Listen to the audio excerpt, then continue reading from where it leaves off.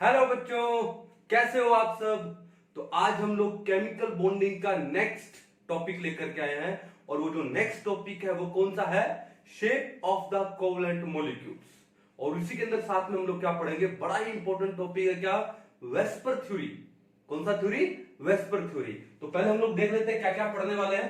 पहले हम लोग पढ़ेंगे क्या, shape of covalent molecules, shape of covalent molecules. और इसके बाद हम लोग क्या पढ़ेंगे, VSEPR, जिसको हम लोग क्या बोलते हैं, वेस्पर थ्योरी। ठीक है। और इस वेस्पर थ्योरी के बाद हम बहुत सारे मॉलिक्यूल्स का शेप बनाएंगे, उनके बॉन्ड एंगल डिस्कस करेंगे, क्योंकि कंपटीशन में आपको बहुत सारे मॉलिक्यूल्स दिए होंगे और फिर आपसे पूछा जाएगा कि arrange them in decreasing order of their bond angles या in increasing order of their bond angles according to which theory, Vesper theory। तो आज का टॉपिक बड़ा ही इंटरेस्टिंग होने वाला है। अपनी अपनी नोटबुक ओपन कर लो, पहले बिल्कुल अच्छे से समझो डीपली और उसके बाद अपने अपने नोट्स बनाइए। क्लियर है? चलो, तो सबसे पहले हम लोग क्या लेंगे, सबसे पहले हम लोग लेंगे क्या, shape of the covalent molecules. अब ये जो शेप है कोवलेंट मॉलिक्यूल्स की, इसके बारे में किसने बताया, दो साइंटिस्ट थे जिनका नाम क्या था, सिडविक एंड पोवेल।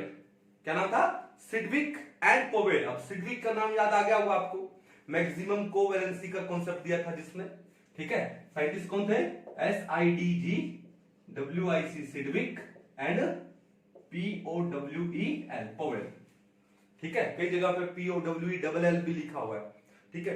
अब सिडविक और पोवेल ने क्या बात बोली, सिडविक और पोवेल ने बोला कि एक मॉलिक्यूल का शेप है वो डिसाइड करता है कौन, इलेक्ट्रॉन, पेयर ऑफ इलेक्ट्रॉन्स। अब वो पेयर ऑफ इलेक्ट्रॉन्स है, वो लोन पेयर भी हो सकते हैं, वो बॉन्ड पेयर भी हो सकते हैं। क्या हो सकते हैं, लोन पेयर भी और बॉन्ड पेयर। तो मैं लिख देता हूं, देखो, Sidgwick and Powell they said that the shape of a covalent molecule depends on number of electron pairs।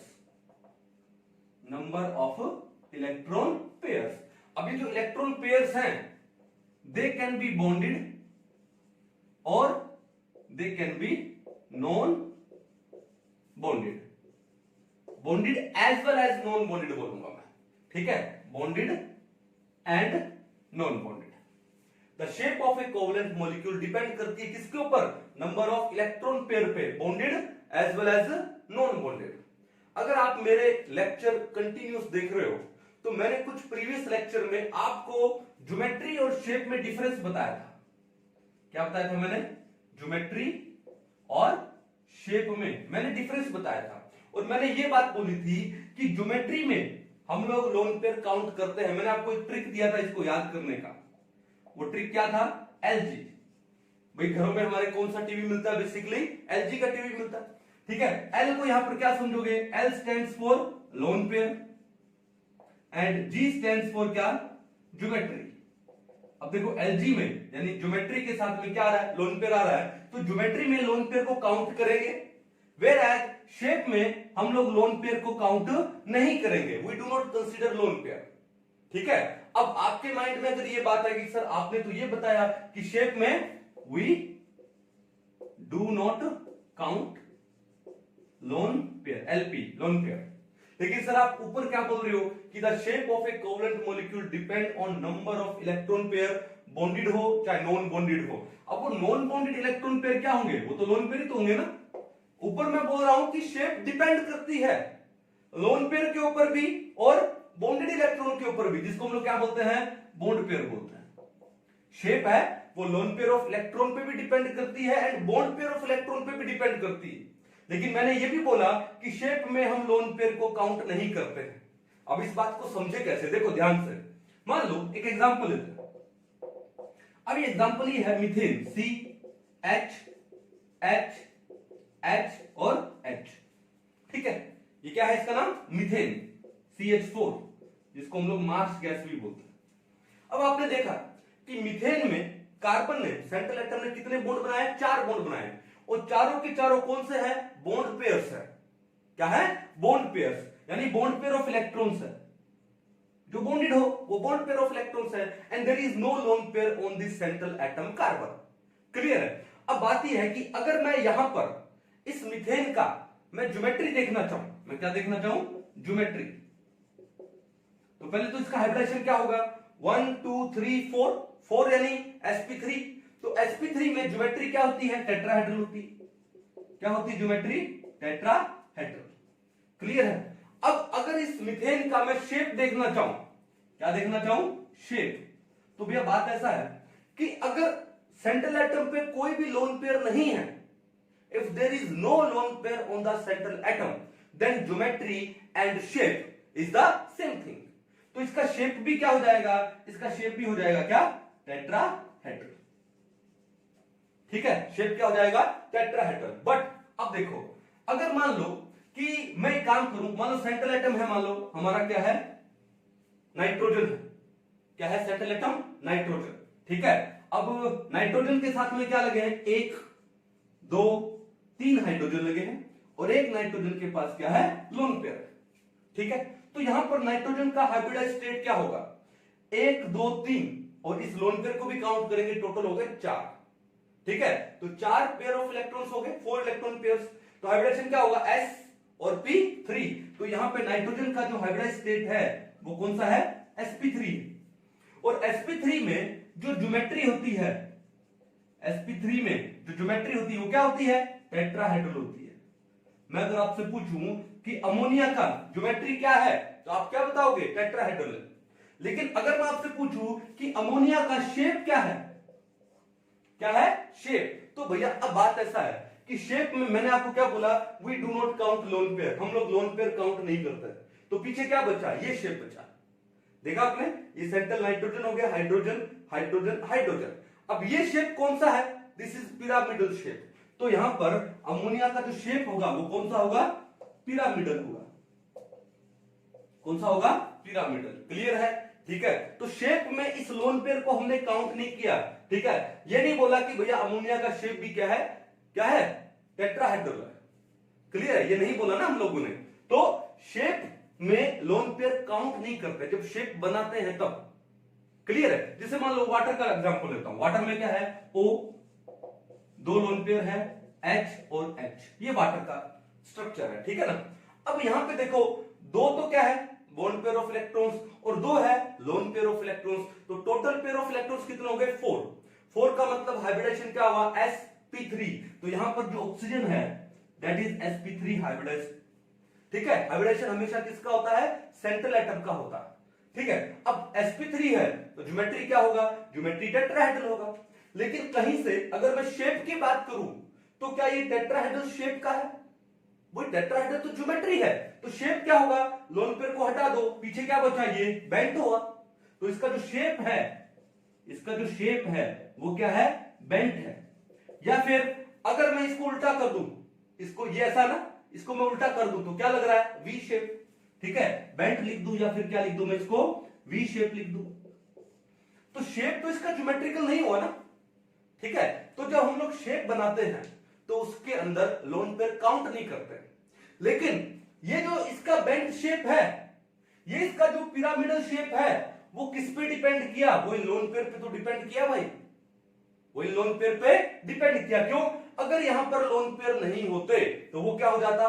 क्या हो जाता? टेट्राहेड्रल हो जाता, जस्ट लाइक इन मीथेन। लेकिन यहां पर लोन पेयर है, इस वजह से वो टेट्राहेड्रल नहीं होकर के क्या हो गया? बेंट शेप हो गया। इसका मतलब जो शेप है एक मॉलिक्यूल की, कोवलेंट मॉलिक्यूल की, वो डिपेंड करेगी किसके ऊपर? बॉन्ड पेयर पे और लोन पेयर पे। लेकिन जब हम लोग शेप की बात करेंगे तो उस वक्त हम लोग लोन पेयर काउंट नहीं करेंगे। मैं क्या बोलूंगा? वी शेप बोलूंगा। इस वी शेप में कहीं पर भी लोन पेयर नहीं आ रहा, लेकिन उस लोन पेयर का इफेक्ट है उस वी शेप आने में। तो इसलिए हमने क्या बोला यहां पे कि एक कोवलेंट मॉलिक्यूल की जो शेप है वो डिपेंड करती है नंबर ऑफ इलेक्ट्रॉन पेयर्स पे, और वो इलेक्ट्रॉन पेयर आपके बॉन्ड पेयर भी है और लोन पेयर भी है। लेकिन जब हम लोग शेप बनाएंगे तो शेप में उस वक्त लोन पेयर को काउंट नहीं करेंगे। Lone pair of electrons are responsible for the shape, but we will not count while we talk about the shape. ठीक है, तो ये डिफरेंस आपको आना जरूरी था, वरना आपके माइंड में क्या रह जाता, डाउट रह जाता। क्लियर है? चलो, तो एक बार क्या किया जाए, इसको मिटा दिया जाए। तो सिडविक एंड पोवेल ने क्या बोला कि किसी कोवलेंट मॉलिक्यूल का, क्योंकि हम लोग कोवलेंट कंपाउंड के बारे में पढ़ रहे हैं, तो एक कोवलेंट मॉलिक्यूल का जो शेप है वो किस पे डिपेंड करता है, इलेक्ट्रॉन पेयर पे डिपेंड करता है। अब वो इलेक्ट्रॉन पेयर्स हैं, they can be bond pair of electrons, they can be loan pair of electrons. ठीक है, तो अब उन्होंने क्या बोला, देखो जैसे मान लो सीरियल नंबर, एक टेबल बनाते हैं। ठीक है, चलो अब नंबर 1 इन्होंने बोला कि अगर ये जो टोटल पेयर ऑफ इलेक्ट्रॉन्स है, नंबर ऑफ इलेक्ट्रॉन पेयर्स, ठीक है, अगर number of electron pair at least 2 है, एटलीस्ट क्या है 2, तो पहले तो बताओ हाइब्रिडाइजेशन क्या होगी, हाइब्रिडाइजेशन क्या होगी, sp होगी। क्या होगी हाइब्रिडाइजेशन, sp। तो उन्होंने क्या बोला, अगर ये sp हाइब्रिडाइजेशन है तो शेप क्या होगी, शेप, तो शेप होगी क्या, लीनियर, शेप क्या होगी, लीनियर। ठीक है, ओके। नंबर 2, अगर नंबर ऑफ इलेक्ट्रॉन पेयर्स है वो 3 है, तो हाइब्रिडेशन क्या हो जाएगी सेंट्रल एटम की, sp2, और शेप क्या हो जाएगी, ट्राइगोनल प्लेनर, शेप क्या हो जाएगी, ट्राइगोनल प्लेनर। ओके, और ये बात कौन बोल रहा है, ये बात सिडविक एंड पोवेल बोल रहे हैं। ठीक है ना, चलो उसके बाद फिर हम लोग क्या पढ़ेंगे, वेस्पर थ्योरी पढ़ेंगे, कुछ एक डाउट्स यहां से क्लियर होंगे। नंबर 3 क्या है, देखो अगर नंबर ऑफ इलेक्ट्रॉन पेयर्स 4 है तो हाइब्रिडाइजेशन क्या होगी सेंट्रल एटम की, sp3, और शेप क्या हो जाएगा बताओ, टेट्राहेड्रल, शेप क्या हो जाएगा, टेट्राहेड्रल। सिमिलरली नंबर 4, अगर total number of electron pairs कितने हुए 5, तो सेंट्रल एटम का हाइब्रिडाइज्ड स्टेट क्या होगा, sp3d, sp3d में जो शेप है वो क्या हो जाएगा, बोलो, ट्रिगनल बाई पिरामिडल, ट्रिगनल क्या हो जाएगा, बाई पिरामिडल। क्लियर है? चलो number 5, total number of electrons pair अगर 6 हो गए तो सेंट्रल एटम का हाइब्रिडाइज्ड स्टेट होगा sp3d2, तो शेप क्या हो जाएगा मॉलिक्यूल का, मॉलिक्यूल का शेप क्या हो जाएगा, square bi pyramidal, square bi pyramidal, या फिर जिसको हम लोग क्या बोल देंगे, ऑक्टाहेड्रल, क्या बोल देंगे इसको हम लोग, ऑक्टाहेड्रल। ओके, नंबर 6 लास्ट, अगर total number of electron pair कितने हो गए, 7 हो गए, तो सेंट्रल एटम का हाइब्रिडाइज्ड स्टेट क्या होगा, sp3d3, और शेप क्या हो जाएगा मॉलिक्यूल का बताओ, pentagonal bi pyramidal, pentagonal bi pyramidal. ठीक है, इतनी कहानी क्लियर है। अब आती है कि ये कहानी हमने वैसे हाइब्रिडाइजेशन में भी पढ़ लिया था, हाइब्रिडाइजेशन थ्योरी में। अब इसके बाद एक थ्योरी आई, उस थ्योरी का नाम क्या था, वेस्पर थ्योरी। पहले एक काम करो, इसको पॉज करके एक बार नोट डाउन कर लो, फिर हम लोग आगे बढ़ते हैं। ठीक है, चलो मिटा दिया जाए। अब इसके बाद एक थ्योरी आई जिसका नाम क्या है, वेस्पर थ्योरी, बड़ी इंपॉर्टेंट थ्योरी है। ठीक है, चलो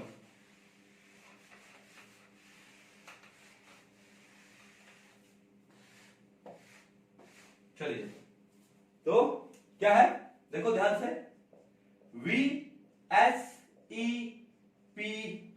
वेस्पर थ्योरी। तो पहले तो ये वेस्पर थ्योरी है क्या, इसकी फुल फॉर्म क्या है, तो पहले तो हम इसकी फुल फॉर्म लिखते हैं। यहां पे V का मतलब क्या है, वैलेंस, V का मतलब क्या है, वैलेंस, S का मतलब क्या है, शेल, S का मतलब शेल, E का मतलब क्या हुआ, इलेक्ट्रॉन, P का मतलब क्या हुआ, पेयर, और R का मतलब क्या हुआ, रिपल्शन थ्योरी। क्या नाम है इस थ्योरी का, valence shell electron pair repulsion theory. फिर से बोल रहा हूं, valence shell electron pair repulsion theory. अब ये थ्योरी बोलती क्या है, जैसा नेम इंडिकेट कर रहा है कि ये थ्योरी क्या बोलती है कि जो वैलेंस शेल है उसका जो इलेक्ट्रॉन पेयर है, अब इलेक्ट्रॉन पेयर दो टाइप के हो सकते हैं, इलेक्ट्रॉन पेयर कितने टाइप के, दो पेयर, एक तो हो गया कौन सा, बॉन्डेड पेयर ऑफ इलेक्ट्रॉन्स, यानी बॉन्ड पेयर ऑफ इलेक्ट्रॉन्स, और एक क्या हो गया, लोन पेयर ऑफ इलेक्ट्रॉन्स। क्या हो गया, लोन पेयर ऑफ इलेक्ट्रॉन्स। तो थ्योरी क्या बोलती है कि वैलेंस शेल के जो इलेक्ट्रॉन पेयर्स हैं, चाहे वो बॉन्ड पेयर हो चाहे वो लोन पेयर हो, वो आपस में एक दूसरे को क्या करते हैं, रिपेल करते हैं। क्या करते हैं, आपस में एक दूसरे को रिपेल करते हैं। ठीक है, अब उस रिपल्शन से होगा क्या, उस रिपल्शन से एक मॉलिक्यूल का शेप डिसाइड होगा। ठीक है, यानी जब इलेक्ट्रॉन पेयर्स हैं एक दूसरे को रिपेल करेंगे तो क्या होगा, उनके बीच का जो बॉन्ड एंगल है वो कम हो सकता है, ज्यादा हो सकता है।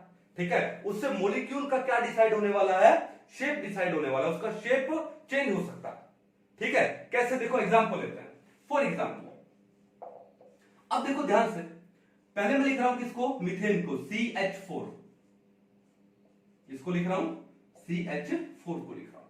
ठीक है, तो मीथेन में हमको पता है कि सिर्फ एक ही टाइप के इलेक्ट्रॉन पेयर हैं, और वो कौन से हैं, बॉन्ड पेयर्स। वो सारे के सारे कौन से हैं, बॉन्ड पेयर ऑफ इलेक्ट्रॉन्स। ठीक है, तो यहां पर तो लोन पेयर ऑफ इलेक्ट्रॉन्स है ही नहीं, तो यहां पे जो कार्बन का हाइब्रिडाइज्ड स्टेट है वो कौन सा है, sp3। Here carbon is in the sp3 hybridized state, और sp3 हाइब्रिडाइजेशन में ज्योमेट्री क्या होती है, टेट्राहेड्रल होती है। क्या होती है ज्योमेट्री, टेट्राहेड्रल। और sp3 हाइब्रिडाइजेशन में जो बॉन्ड एंगल है थीटा, वो कितना होता है, 109 डिग्री 28 मिनट्स। sp3 हाइब्रिडाइजेशन में जो बॉन्ड एंगल है वो कितना होता है, 109 डिग्री 28 मिनट्स। अब देखो एक सेकेंड, 1 डिग्री में टोटल कितने मिनट्स होते हैं, 60 मिनट्स होते हैं। अगर आपको थोड़ा मैथमेटिक्स के बारे में पता है तो 1 डिग्री में कितना होते हैं, 60 मिनट्स। तो इसका मतलब है 0.5 डिग्री में कितना हो जाएगा, 30 मिनट्स। ठीक है, अब ये है 28 मिनट्स। अब 28 मिनट्स और 30 मिनट्स में कोई ज्यादा डिफरेंस है नहीं।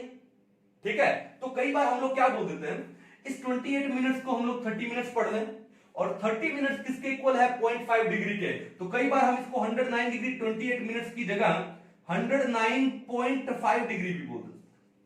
अगर कहीं पे 109.5 डिग्री भी लिखा है तो समझ जाना वो क्या है, 109 डिग्री 28 मिनट्स की ही बात हो रही है। क्लियर है, समझ जाओगे ना। चलो जैसे वाटर में बता दूं, वाटर में जो थीटा है वो आता है 104.5 डिग्री। ठीक है, अब 0.5 समझ गए ना आप लोग कि क्या होगा, ये 104 डिग्री 28 मिनट्स रहा होगा, और उस 28 मिनट को हम लोग अप्रोक्सीमेटली कितना मान ले, 30 मिनट्स मान ले, और 30 मिनट में कितने डिग्री होते हैं, 0.5 डिग्री होते हैं। इसलिए हमने वाटर में थीटा कितना लगाया, 104.5 डिग्री। तो ये चीज समझ जाओगे पहले मैथमेटिक्स वाली। ठीक है, चलो अब आगे बढ़ते हैं। तो ये तो था मीथेन, और यहां पर सिर्फ एक ही टाइप के इलेक्ट्रॉन पेयर है, वो भी कौन सा है, बॉन्ड पेयर ऑफ इलेक्ट्रॉन। अब दूसरा लेते हैं यहां पर एग्जांपल कौन सा, अमोनिया का, NHHH, और यहां पर एक लोन पेयर है भाई, यहां पर क्या एक लोन पेयर है। अब देखो ध्यान से कि यहां पर दो टाइप के इलेक्ट्रॉन पेयर्स हैं, एक तो क्या है, ये तो है लोन पेयर, और ये क्या है, सारे bond pair bond pair bond pair. ठीक है, अब होगा क्या कि ये जो लोन पेयर है इनका रिपल्शन बॉन्ड पेयर के कंपैरेटिवली ज्यादा होता है। और वो ज्यादा क्यों होता है, देखो ये जो बॉन्ड पेयर ऑफ इलेक्ट्रॉन्स हैं ये तो बॉन्डेड है यार, बंधे हुए, यानी ये जो दो इलेक्ट्रॉन्स हैं ये हाइड्रोजन और नाइट्रोजन के न्यूक्लियस के अराउंड क्या कर रहे हैं, रिवॉल्व कर रहे हैं, they are bonded, they are busy. लेकिन ये क्या है, ये लोन पेयर ऑफ इलेक्ट्रॉन है जो सिर्फ एक ही न्यूक्लियस के अराउंड रिवॉल्व कर रहा है, जो सिर्फ एक ही न्यूक्लियस के अराउंड, एक ही सेंटर के अराउंड क्या कर रहे हैं, रिवॉल्व कर रहे हैं। तो इसका मतलब ये जो इलेक्ट्रॉन्स हैं ये ज्यादा फ्री है as compare to bond pair of electrons. और जो ज्यादा फ्री होगा वो क्या काम करेगा, दूसरे के साथ जैसे ही कॉन्टेक्ट में आएगा तो क्या करेगा, रिपल्शन करेगा। तो जो लोन पेयर ऑफ इलेक्ट्रॉन्स है उनका जो रिपल्शन है वो इन बॉन्ड पेयर ऑफ इलेक्ट्रॉन से क्या होता है, ज्यादा होता है। क्या होता है, ज्यादा। ये बात समझ आ गई। चलो अब यहां पर भी देखो नाइट्रोजन है, sp3 हाइब्रिडाइज्ड। ठीक है, अब sp3 हाइब्रिडाइज्ड है तो इसका जो ज्योमेट्री है वो टेट्राहेड्रल होगा। ये टेट्राहेड्रल मैंने क्या लिखा है, ज्योमेट्री। लेकिन यहां पर शेप, हम लोग अगर बात करें शेप की तो पहले तो मैं लिख देता हूं इसकी क्या, जो ज्योमेट्री है, ठीक है, वो क्या है, टेट्राहेड्रल। लेकिन इसकी जो शेप है, इसकी जो शेप है वो टेट्राहेड्रल नहीं है। क्यों? शेप में लोन पेयर को काउंट नहीं करेंगे, तो फिर पीछे क्या बचा? पीछे ये बचा, ये नाइट्रोजन हाइड्रोजन हाइड्रोजन हाइड्रोजन। और ये शेप आपको कैसी फील हो रही है? कैसी लग रही है आपको? पिरामिड जैसी। तो इसकी जो शेप होती है वो कैसी होती है? पिरामिडल। कैसी होती है? पिरामिडल। क्लियर है? Because in shape we do not consider this lone pair. अब बात आती है यहां पर थीटा की, बॉन्ड एंगल की। ठीक है, ये जो बॉन्ड एंगल है ना, हम इसकी बात कर रहे हैं। अब यहां पर जो थीटा होता है किसमें? अमोनिया में, वो कितना होता है? 107 डिग्री। अब मजे वाली बात है, कोई जरूरी नहीं है कि sp3 हाइब्रिडाइजेशन होगा तो हर बार बॉन्ड एंगल 109.5 डिग्री होगा, कोई जरूरी नहीं है। ठीक है, अब देखो यहां पर भी हाइब्रिडाइजेशन क्या है? sp3 है, लेकिन बॉन्ड एंगल कितना है? बॉन्ड एंगल है 107 डिग्री। बॉन्ड एंगल कितना है? 107 डिग्री, यानी 109.5 डिग्री से कम हो गया। 109.5 डिग्री से क्या हो गया? कम। कितना कम हुआ? 2.5 डिग्री। और वो क्यों कम हुआ? क्योंकि यहां पर आ गया लोन पेयर। यहां पर सारे के सारे क्या थे? इक्वल थे, बॉन्ड पेयर्स थे। लेकिन यहां पर सारे के सारे इलेक्ट्रॉन पेयर इक्वल नहीं है, ये क्या है? लोन पेयर है। ठीक है, तो वेस्पर थ्योरी क्या बोलती है कि जो वैलेंस शेल के इलेक्ट्रॉन पेयर हैं, वो बॉन्ड पेयर और लोन पेयर, वो आपस में क्या करते हैं? रिपेल करते हैं। तो एक बड़ा ही इंपॉर्टेंट पॉइंट है इसका, क्या? कि जो लोन पेयर और लोन पेयर का रिपल्शन होता है वो सबसे ज्यादा होता है। दो लोन पेयर के बीच में रिपल्शन होगा वो सबसे ज्यादा होगा। क्यों? क्यों सेम चार्ज है इलेक्ट्रॉन्स पे, और वो इलेक्ट्रॉन सिर्फ एक ही सेंटर के अराउंड क्या कर रहे हैं? रिवॉल्व कर रहे हैं। तो वो ज्यादा फ्री है, तो ज्यादा फ्री होगा तो क्या होगा? Due to the same charge एक दूसरे को बहुत ज्यादा क्या करेंगे? रिपेल करेंगे। क्या करेंगे? रिपेल। तो वेस्पर थ्योरी बोलती है कि जो लोन पेयर का रिपल्शन है, lone pair repulsion is greater than lone pair bond pair repulsion. अब देखो यहां पर एक बॉन्ड पेयर आ गया तो रिपल्शन थोड़ा सा कम हो गया। ठीक है, repulsion and this is greater than bond pair repulsion. कहानी समझ आ रही कि लोन पेयर का रिपल्शन है वो लोन पेयर बॉन्ड पेयर के रिपल्शन से ज्यादा होगा, और लोन पेयर बॉन्ड पेयर का रिपल्शन है वो बॉन्ड पेयर के रिपल्शन से ज्यादा होगा। तो सबसे कम रिपल्शन किस में है? बॉन्ड पेयर में है। मीथेन में सारे के सारे क्या है? बॉन्ड पेयर है। ठीक है, तो इनका रिपल्शन क्या होगा? कम होगा। लेकिन जैसे आप अमोनिया में आए, यहां पर कितने टाइप का? यहां पे देखो सिर्फ एक ही टाइप का रिपल्शन है मीथेन में। कौन सा? Bond pair repulsion. मीथेन में सिर्फ बॉन्ड पेयर रिपल्शन है। लेकिन अगर आप अमोनिया में आते हो तो अमोनिया में देखो लोन पेयर और इन बॉन्ड पेयर्स में रिपल्शन होगा। तो loan pair bond pair repulsion है, और बॉन्ड पेयर में रिपल्शन है। बॉन्ड पेयर में रिपल्शन है। तो अमोनिया में आपके पास दो टाइप के रिपल्शन आते हैं, loan pair bond pair repulsion और बॉन्ड पेयर रिपल्शन। अब देखो इन दोनों में से ज्यादा कौन सा होता है? Lone pair bond pair repulsion होता है। यानी ये जो लोन पेयर है इन बॉन्ड पेयर्स को क्या करेगा? रिपेल करेगा। क्या करेगा? रिपेल। जब ये lone pair in bond pairs को रिपेल करेगा तो क्या होगा? ये बॉन्ड पेयर्स क्लोज आ जाएंगे। अब देखो क्लोज आएंगे तो बीच का एंगल क्या हो रहा है? कम हो रहा है। दोबारा से देखो ये जो लोन पेयर है ये क्या करेगा? इन बॉन्ड पेयर को रिपेल करेगा, और बॉन्ड पेयर वो भी आपस में एक दूसरे को रिपेल करेंगे। लेकिन दोनों के रिपल्शन में ज्यादा कौन सा है? Lone pair bond pair repulsion ज्यादा है। तो ये लोन पेयर है इन बॉन्ड पेयर को क्या करेगा? ज्यादा रिपेल करेगा। मान लो ऊपर लोन पेयर, देखो ये रहा, ये क्या है? लोन पेयर, और ये जो मैंने बनाया ये क्या है? Bond pair. तो ये लोन पेयर है इन बॉन्ड पेयर्स को क्या करेगा? रिपेल करेगा। रिपेल करने से ये जो बॉन्ड पेयर ऑफ इलेक्ट्रॉन्स क्या आ जाएंगे? एक दूसरे के क्लोज आएंगे। तो पहले ऐसे थे, अब एक दूसरे के आगे क्लोज। अब क्लोज आ रहे हैं तो उनके बीच का जो एंगल है, बॉन्ड एंगल है, वो क्या हो गया? कम हो गया। तो अमोनिया में वो बॉन्ड एंगल कितना हो जाता है? 107 degree. What is the reason behind the क्या low bond angle in ammonia as compare to methane? तो रीजन क्या दोगे? VSEPR theory. ठीक है, lone pair bond pair repulsion which is greater than bond pair repulsion, that's why क्या होगा? Bond angle थोड़ा सा कम हो जाएगा। क्लियर है? कोई दिक्कत नहीं है। अब देखो तीसरा एग्जांपल लेते हैं वाटर का। H H, और यहां पर ऑक्सीजन के पास कितने लोन पेयर हैं? 2 लोन पेयर। कितने लोन पेयर हैं? 2 लोन पेयर। अब देखो पहली बात तो टोटल पेयर ऑफ इलेक्ट्रॉन्स कितने हैं? टोटल पेयर ऑफ इलेक्ट्रॉन्स कितने हैं? 1 2 3 4। अब 4 होने का मतलब क्या हुआ? sp3, यानी यहां पर जो ऑक्सीजन है दैट इज sp3 हाइब्रिडाइज्ड। देखो हमने तीनों एग्जांपल में यहां पे जो सेंट्रल एटम है वो क्या है? sp3 हाइब्रिडाइज्ड है। तो अगर मैं यहां पर ज्योमेट्री की बात करूं, अगर मैं यहां पे ज्योमेट्री की बात करूं तो sp3 में ज्योमेट्री क्या होती है? टेट्राहेड्रल। कभी आपसे कोई पूछे कि वाटर का ज्योमेट्री क्या है तो क्या बताओगे? टेट्राहेड्रल। ज्योमेट्री बोल रहे हैं ना, तो ज्योमेट्री कौन डिसाइड करता है? Hybridisation. Geometry is decided by hybridisation, ठीक है। और शेप कौन डिसाइड करता है? Shape is decided by energy factor. अब वो एनर्जी फैक्टर यहां पर कौन सा है? रिपल्शन। वो कौन सा है? Repulsion, VSEPR theory.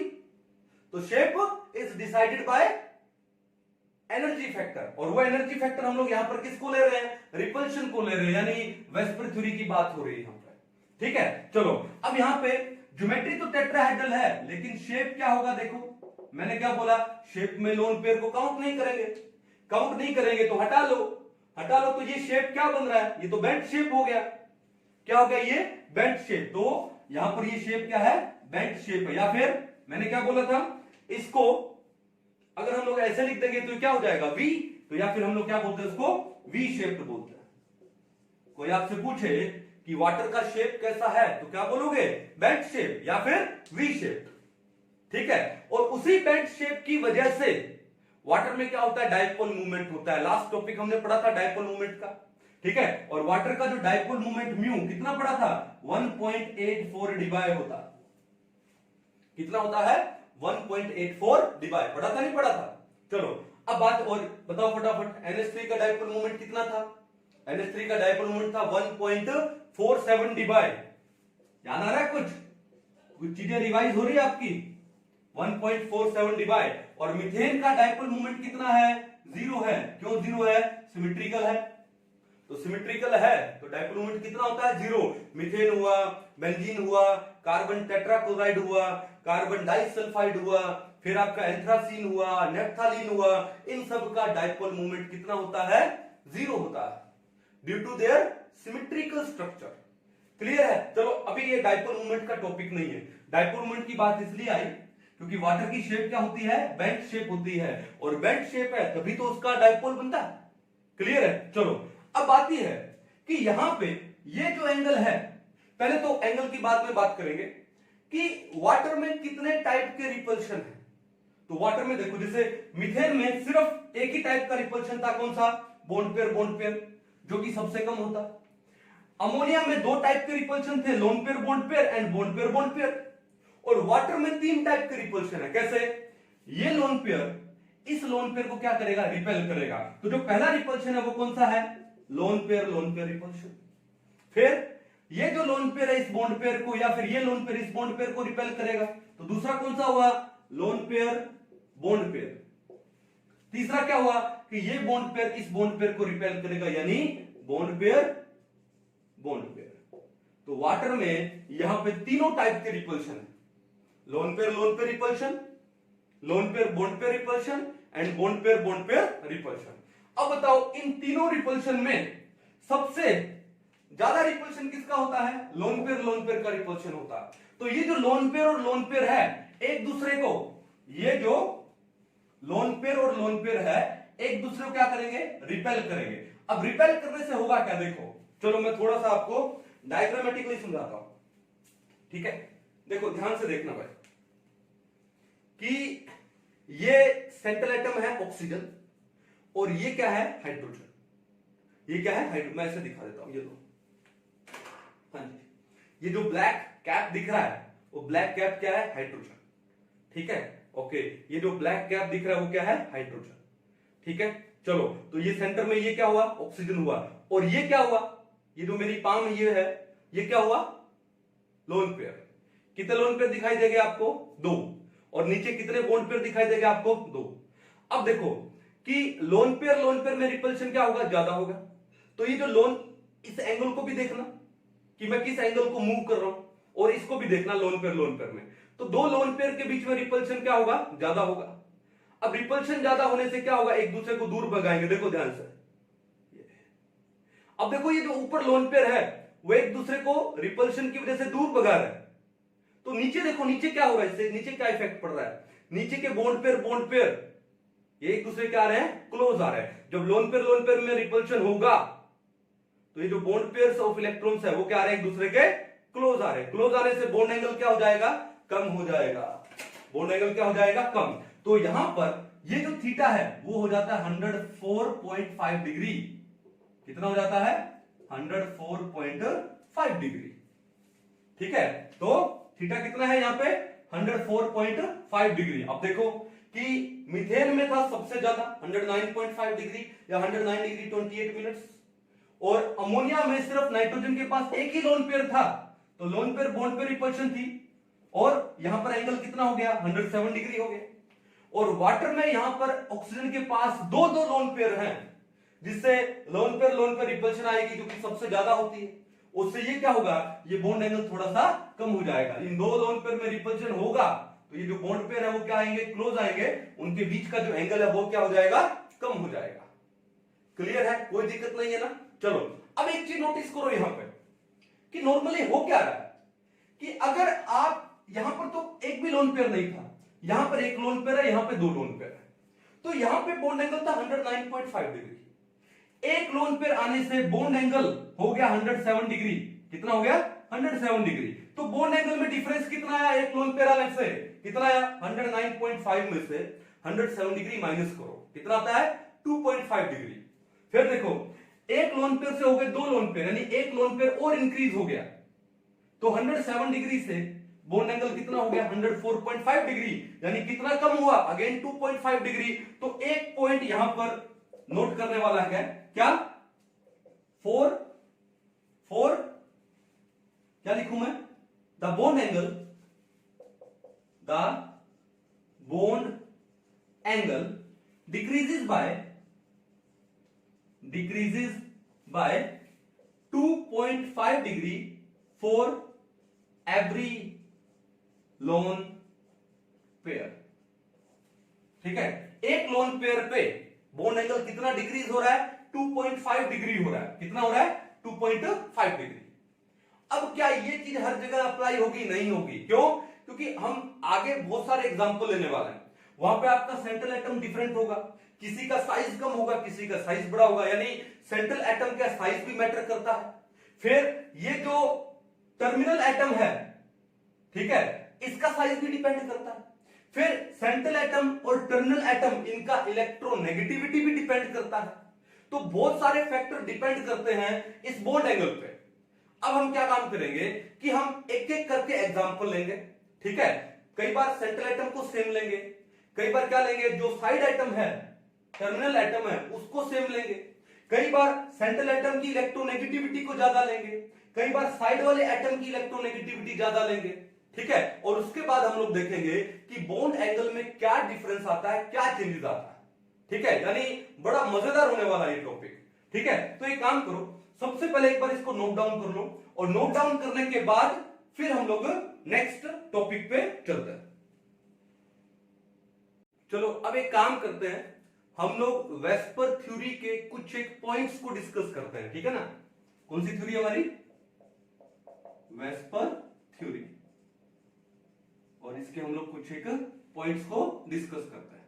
पहला पॉइंट क्या है, पहला पॉइंट ये है कि if the central atom possess only bond pair of electrons. ठीक है, साथ में मैं लिख भी देता हूं क्या, if the central atom it possess only, ठीक है, क्या, बॉन्ड पेयर ऑफ इलेक्ट्रॉन्स, यानी bond pair BP of electrons. If the central atom possesses only bond pair of electrons along with identical side atoms, भाई central atoms के साथ identical central atom के साथ जो एटम्स लगे हैं वो सारे के सारे क्या है, सेम है, आइडेंटिकल है, then molecule is symmetric, molecule क्या होगा, सिमेट्रिकल होगा, ठीक है, ओके। अब मॉलिक्यूल सिमेट्रिकल होगा, फॉर एग्जांपल देखो ध्यान से, फॉर एग्जांपल CH4, ठीक है, तो CH4 में क्या है, तीसरी बार लिख रहा हूं मैं ये बात, देखा कि सिर्फ बॉन्ड पेयर ऑफ इलेक्ट्रॉन्स है, और सेंट्रल एटम के साथ जो भी एटम्स लगे हैं, क्या लगे हैं, सिर्फ हाइड्रोजन लगे हैं, सेम टाइप ऑफ एटम्स लगे हैं, ठीक है। तो ये जो मॉलिक्यूल है ये क्या है, सिमेट्रिकल है, ये मॉलिक्यूल क्या है, सिमेट्रिकल, इसकी शेप क्या होगी, सिमेट्रिकल होगी, शेप क्या होगी, सिमेट्रिकल, ठीक है। चलो एक एग्जांपल रोल लेते, जैसे मान लो BF3 है, बोरॉन ट्राइफ्लोराइड है। अब यहां पर सेंट्रल एटम कौन है, बोरॉन, और 3 फ्लोरीन लगे हैं, यानी जो साइड एटम लगे हैं वो भी क्या है, आइडेंटिकल है, और सेंट्रल एटम के पास सिर्फ बॉन्ड पेयर्स है, बॉन्ड पेयर ऑफ इलेक्ट्रॉन्स है, ठीक है। चलो अब ये भी क्या हो जाएगा, आपका सिमेट्रिकल हो जाएगा, यही तो बात बोली इन्होंने, ठीक है। अब यहां पे थीटा है, वो कितना है, 120 डिग्री, यहां पे थीटा कितना है, 109 डिग्री 28 मिनट्स, क्योंकि यहां पर कार्बन sp3 हाइब्रिडाइज्ड है, यहां पे बोरोन क्या है, sp2 हाइब्रिडाइज्ड है, 1 2 3, और कोई लोन पेयर है नहीं, तो 3 का मतलब क्या हुआ, sp2, ठीक है। चलो सिमिलरली मान लो CO2 हो, कार्बन डाइऑक्साइड हो, सेंट्रल एटम ये रहा, डबल बॉन्ड हो, डबल बॉन्ड हो, तो देखा सेंट्रल एटम है, उसके पास सारे के सारे क्या है, बॉन्ड पेयर ऑफ इलेक्ट्रॉन्स है, लोन पेयर है ही नहीं। दूसरा जो साइड एटम्स लगे हैं वो भी क्या है, आइडेंटिकल है, ठीक है। तो यहां पर ये कार्बन क्या है, sp हाइब्रिडाइज्ड है, एक और एक दो ही सिग्मा बॉन्ड है यहां पे, पाई बॉन्ड को तो हाइब्रिडाइजेशन में काउंट ही नहीं करते, ठीक है ना। चलो अब यहां पे थीटा है, वो कितना होगा, 180 डिग्री होगा, और इसका शेप क्या हो जाएगा, लीनियर, और ये भी क्या है आपका, सिमेट्रिकल है। अब भाई सिमेट्रिकल का मतलब ये है कि अगर आप एक मिरर रखो यहां पे, तो दोनों साइड सेम दिखाई देगी, ये भी हर साइड से सेम दिखाई देगा, ये भी सेम दिखाई देगा, लेकिन क्या है इसका शेप, लीनियर, और इसका शेप क्या है, इसका शेप क्या है, ट्रायंगुलर प्लैनर, ट्रायंगुलर प्लैनर, ठीक है। और यहां पे इसका शेप क्या है बताओ, टेट्राहेड्रल, क्या शेप है इसका, टेट्राहेड्रल। तो पहला पॉइंट समझ आ गया वेस्पर थ्योरी का, क्या, if the central atom possesses only bond pair of electrons along with the identical side atoms, then the shape of the molecule क्या होगा, सिमेट्रिकल होगा, तो मॉलिक्यूल क्या होगा, सिमेट्रिकल होगा, क्लियर है। एग्जांपल आपके सामने, जैसे मीथेन हुआ, BF3 हुआ, आपका CO2 हुआ, और भी एग्जांपल ले सकते हैं, ऐसी कोई बात नहीं है। जैसे मान लो BeF2 ले लो, BeF2 में क्या है, ये रहा बेरिलियम, यहाँ पे फ्लोरीन, यहाँ पे फ्लोरीन। अब बेरिलियम के पास कोई लोन पेयर है ही नहीं, यानी यहाँ पर बेरिलियम के पास सिर्फ 2 बॉन्ड पेयर्स है, और साइड वाले एटम भी क्या है, सिमेट्रिकल है, तो हाइब्रिडाइजेशन क्या हो गया, sp हो गया, जस्ट लाइक CO2, थीटा 180 हो जाएगा, ठीक है, और सिमेट्रिकल हो जाएगा, लीनियर हो जाएगा, सिंपल, कर पाओगे। चलो तो पहला तो पॉइंट ये था, इसको एक बार पॉज करके नोट डाउन करो। चलो नेक्स्ट पॉइंट देखो, नंबर 2। पहला पॉइंट था कि सेंट्रल एटम है, it possesses only bond pair of electrons, तो नेक्स्ट पॉइंट में क्या आ जाता है, if the central atom, if the central atom it possesses bond pair as well as a lone pair of electrons, यानी central atom के पास bond pair of electrons भी हो और लोन पेयर ऑफ इलेक्ट्रॉन्स भी हो, तो जो मॉलिक्यूल है वो क्या हो जाएगा, अनसिमेट्रिकल हो जाएगा, ठीक है। Then shape of the molecule will be unsymmetrical, then shape of molecule will be unsymmetrical, ठीक है। अगर सेंट्रल एटम है, उसके पास बॉन्ड पेयर ऑफ इलेक्ट्रॉन्स भी हो और लोन पेयर ऑफ इलेक्ट्रॉन्स भी हो, तो शेप क्या हो जाएगी, अनसिमेट्रिकल। रीजन क्या है, रीजन ये है कि जो लोन पेयर ऑफ इलेक्ट्रॉन्स आएगा वो क्या काम करेगा, रिपल्शन करेगा, और रिपल्शन करने से जो बॉन्ड एंगल है वो क्या हो जाएगा, डिस्टर्ब हो जाएगा। ठीक है, बिकॉज लिख देता हूं, because lone pair of electron will disturb the, ठीक है, will disturb the bond angle, disturb the bond angle due to repulsion, due to repulsion. Repulsion की वजह से जो लोन पेयर ऑफ इलेक्ट्रॉन्स है वो बॉन्ड एंगल को क्या कर देगा, डिस्टर्ब कर देगा। ठीक है, अब इसके साथ साथ में अगर ये जो साइड एटम्स है वो भी डिफरेंट हो गए, ठीक है, also if the side atoms, if the side atoms are different, अगर ये जो साइड एटम्स है वो अगर डिफरेंट हो गए तो भी क्या हो जाएगा, शेप अनसिमेट्रिकल हो जाएगा। Then also shape will be या मॉलिक्यूल विल बी अनसिमेट्रिकल, तो भी क्या हो गया, मॉलिक्यूल अनसिमेट्रिकल हो गया। क्लियर है। अब यहां से बात आती है क्या कि जो लोन पेयर रिपल्शन है is greater than lone pair bond pair repulsion which is greater than bond pair repulsion. ठीक है, अब ये बात बड़ी सिंपल सी लग रही है, लेकिन जब आगे इसको डिटेल में पढ़ेंगे ना तो बड़ा मजा आने वाला है ना। और आई थिंक नीट 2017 में एक क्वेश्चन आया था, which among the following is correct, ठीक है, और उसमें यही ऑप्शन करेक्ट था, क्या, lone pair repulsion greater than lone pair bond pair repulsion greater than bond pair repulsion. कई बार नीट में डायरेक्ट क्वेश्चन भी पूछ लेता है as well as JEE mains में। ठीक है, तो ये चीज आपको अच्छे से आनी जरूरी है। तो हमारे टोटल कितने पॉइंट हो गए, 2 पॉइंट हो गए, है ना। अच्छे से एक बार इसको नोट डाउन करो। चलो अभी हम लोग चलते हैं किस पे, थर्ड पॉइंट। अब थर्ड पॉइंट हमने क्या पढ़ा था, देखो मैंने आपको डिटेल में बताया था कि अगर हम लोग एक लोन पेयर इंक्रीज करते हैं तो बॉन्ड एंगल कितना डिक्रीज हो जाता है भाई, 2.5 डिग्री। ठीक है, तो ये पॉइंट भी लिखना रहता है। देखो number 3, for every lone pair the bond angle decreases by 2.5 degree. ठीक है, फॉर एग्जाम्पल लिख देता हूं एक बार, CH4 में जो थीटा है 109.5 डिग्री है, यानी 109 डिग्री 28 मिनट्स। अब NH3 आ गए, NH3 में नाइट्रोजन के पास एक लोन पेयर है, तो यहां पे थीटा है 2.5 डिग्री कम कर दो, यानी 107 डिग्री। फिर H2O में यहां ऑक्सीजन के पास कितने लोन पेयर है, 2, तो यहां पे जो थीटा है यहां से भी 2.5 डिग्री कम कर दो, कितना जाएगा, 104.5 degree. Means for every lone pair the bond angle decreases by 2.5 degree. Clear है। अब क्या ये बात हर जगह पे अप्लाई होगी, मैंने कहा नहीं, हर जगह अप्लाई नहीं होगी। क्यों नहीं अप्लाई होगी, बहुत सारे फैक्टर काम करेंगे। कई जगह पे सेंट्रल एटम छोटा बड़ा हो जाएगा, कई बार में सेंट्रल एटम का इलेक्ट्रोनेगेटिविटी कम ज्यादा हो जाएगा। There are so many factors. Clear है। तो एक काम करो, पहले एक बार इसको अच्छे से नोट डाउन कर लो। ठीक है, चले नेक्स्ट पॉइंट पे, इसको मिटा दिया जाए। हर एक पॉइंट इंपॉर्टेंट है, हर एक पॉइंट के ऊपर एग्जाम में क्वेश्चन बन सकता है भाई।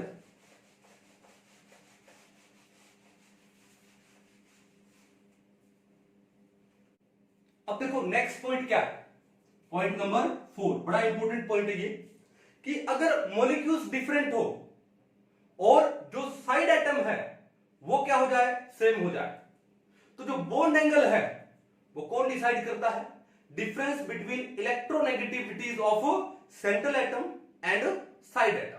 देखो क्या लिखे, इफ या in different molecules, in different molecules if, क्या लिखूं मैं, if side atoms are same, भाई डिफरेंट मॉलिक्यूल्स ले लिए लेकिन उनमें जो साइड एटम्स है वो क्या हो जाए, सेम हो जाए, देन जो बॉन्ड एंगल है, then bond angle it depends on difference of electronegativities. ये इनका मतलब क्या है? Electronegativities of central atom and side atoms.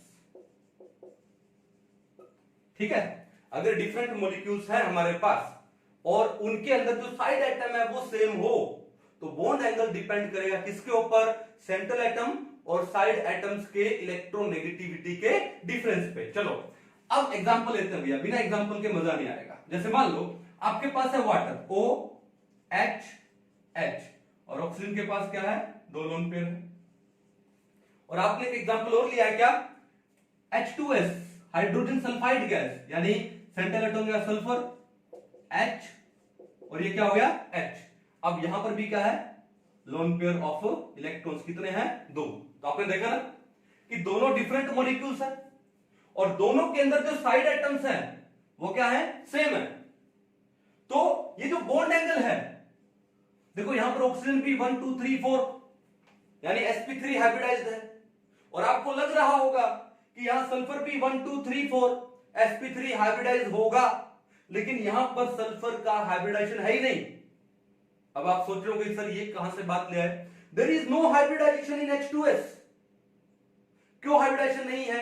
आने वाले टॉपिक में हम लोग पढ़ेंगे क्या? ड्रागोस रूल।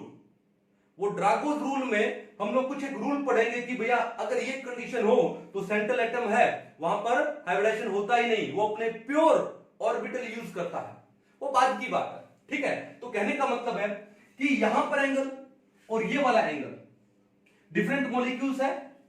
ठीक है, अब डिफरेंट मॉलिक्यूल में सेंट्रल एटम डिफरेंट हो गया, लेकिन जो साइड एटम्स है वो क्या हो गए? सेम हो गए। तो यहां पर जो बॉन्ड एंगल है वो डिपेंड करता है किसके ऊपर? सेंट्रल एटम और जो साइड एटम है उनकी इलेक्ट्रोनेगेटिविटी के डिफरेंस पे। तो मुझे एक बात बताओ कि ऑक्सीजन का इलेक्ट्रोनेगेटिविटी ज्यादा है या सल्फर का ज्यादा है? किसका ज्यादा है? ऑक्सीजन का। अब देखो यहां पर हमारा ट्रिक काम आने वाला है। कौन सा? Focal numbers second plumber. बताया था ना आपको, क्या बताया था? FOCL focal numbers. ठीक है, सेकंड प्लम्बर। तो बात का बाद में पढ़ेंगे, पहले पढ़ते क्या? Focal numbers. ठीक है, अब देखो यहां पे ऑक्सीजन है, वो तो सल्फर से बहुत पहले आ रहा है भाई। तो oxygen is very much electronegative than sulphur. Clear है? तो यहां पर ऑक्सीजन का इलेक्ट्रोनेगेटिविटी क्या है? ज्यादा है। अगर ऑक्सीजन का इलेक्ट्रोनेगेटिविटी ज्यादा है तो क्या होगा? बॉन्ड एंगल भी ज्यादा होगा। तो दोबारा से समझ लो कि अगर डिफरेंट मॉलिक्यूल्स है जिनमें सेंट्रल एटम डिफरेंट है लेकिन जो साइड एटम्स है वो क्या है? सेम है, तो जो बॉन्ड एंगल किसका ज्यादा होगा? बॉन्ड एंगल उसका ज्यादा होगा जहां पे सेंट्रल एटम का इलेक्ट्रोनेगेटिविटी ज्यादा होगा। Then the bond angle increases with increase in electronegativity of central atom. लिख दो देन। ठीक है, then bond angle increases with increase, क्या लिखूं? With increase in electronegativity of central atom. अब देखो वाटर में, चलो ये फोकल नंबर तो मिटा दूं, समझ आ गया ना? वाटर में जो थीटा है, बॉन्ड एंगल है, कितना है? 104.5 डिग्री होता है। वेयर एज ये जो H2S है यहां पे बॉन्ड एंगल होता है 92 डिग्री ओनली। कितना होता है? 92 डिग्री।